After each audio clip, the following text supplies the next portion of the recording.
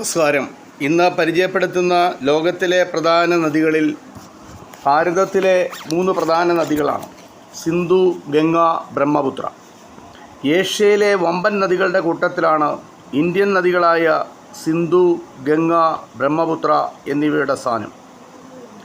ഭാരതീയ സംസ്കാരത്തെ രൂപപ്പെടുത്തുന്നതിൽ വലിയ പ്രധാന പങ്ക് വഹിച്ചിട്ടുള്ള നദികളാണ് ഈ 3 നദികൾ. ഹിമാലയത്തിലെ മാനസ സരോവർ തടാകത്തിന് സമീപത്താണ് സിന്ധു നദി ഉത്ഭവിക്കുന്നത്. കാശ്മീരിലെ ലഡാക്കിലൂടെ ഇന്ത്യയിലേക്ക് കടക്കുന്ന സിന്ധു ഏതാണ്ട് 3200 കിലോമീറ്റർ ഒഴുകി പാകിസ്ഥാനിലെ കറാച്ചിയിൽ വച്ച് അറബിക്കടലുമായി ചേരുന്നു. ഇന്ത്യയുടെ ദേശീയ നദിയാണ് ഗംഗ. ഗംഗോത്രിയിൽ നിന്ന് ഉത്ഭവിക്കുന്ന ഭഗീരഥി, ബദരീനാഥിൽ നിന്ന് തുടങ്ങുന്ന അളകനന്ദ എന്നീ നദികൾ ഉത്തരാഖണ്ഡിലെ ദേവപ്രയാഗിൽ വെച്ച് ചേർന്ന് ഗംഗയായി മാറുകയാണ് ചെയ്യുന്നത്. ഏകദേശം 2550 കിലോമീറ്ററാണ് ഗംഗയുടെ നീളം.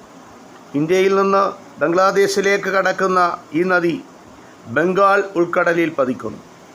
ചൈന, ഇന്ത്യ, ബംഗ്ലാദേശ് എന്നീ രാജ്യങ്ങളിലൂടെ ഒഴുകുന്ന നദിയാണ് ബ്രഹ്മപുത്ര. ടിബറ്റിലെ മാനസ സരോവർ തടാകത്തിനടുത്തു നിന്ന് ഉത്ഭവിക്കുന്ന ഈ നദി അവസാനം ബംഗാൾ ഉൾക്കടലിൽ ചെന്നുചേരുന്നു.